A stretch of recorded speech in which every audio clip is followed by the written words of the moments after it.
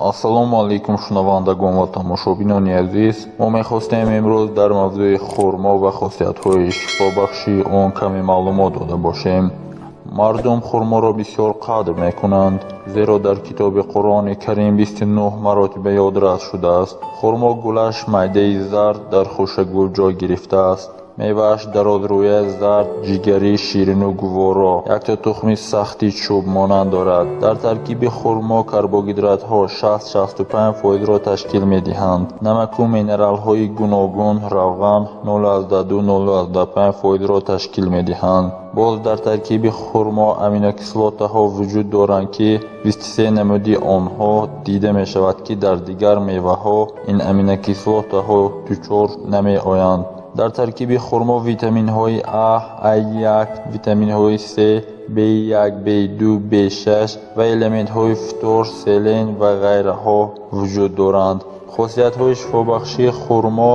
хурмо холестерин надорад. онро метавон чун ғизои парҳезӣ ба маризон таъин кард. муқаррар шудааст ки рутбаи хушк ба мағзи сар таъсири мусоид мерасонад. фаъолияти онро 20% зиёд менамояд.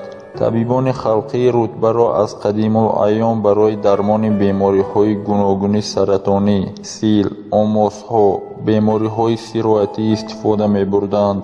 дар байни мардум ақидае вуҷуд дошт ки рутаб ба ҷисми одам нерӯ бахшида, умро дароз ва ҳисси шаҳвонии мардро зиёд мегардонад. он фаъолияти дил, ҷигар ва гурдаро ба само меорад.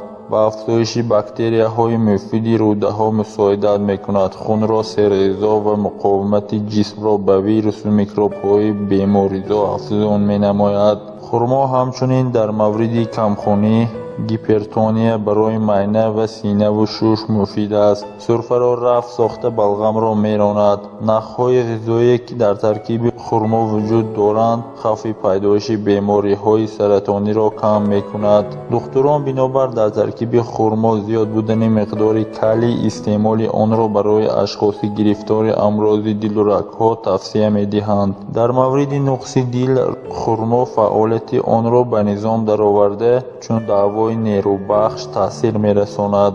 қувваю тавоноии одамонеро ки барои бемории тӯлониро аз сар гузарониданд барқарор месозад. хурмо ҳамчунин дар мавриди фалаҷи асаби рӯй, хастагӣ аз ҳад зиёд, касалии қанд муфид аст. бо ҷӯшобии рутаб ва биринҷ дистрофияро табобат мекунанд. истеъмоли он хусусан барои занҳои ҳомила дар вақти таваллуд ва сина додан ба кӯдак муфид аст, чунки зоимонро осон ва шири синаро зиёд менамояд. муайян карда шудааст ки дар як рӯз инсон бояд 10 дона хурморо истеъмол намояд ва барои организми он хело ҳам муфид мебошад. ин буд каме маълумот дар бораи хурмо ва хусусиятҳои шифобахшии он. ба канали мо обуна шавед, ба видео лайк монед, комментария нависед ва ба дӯстонатон равон созед. ҳамеша саломату бардавом бошед.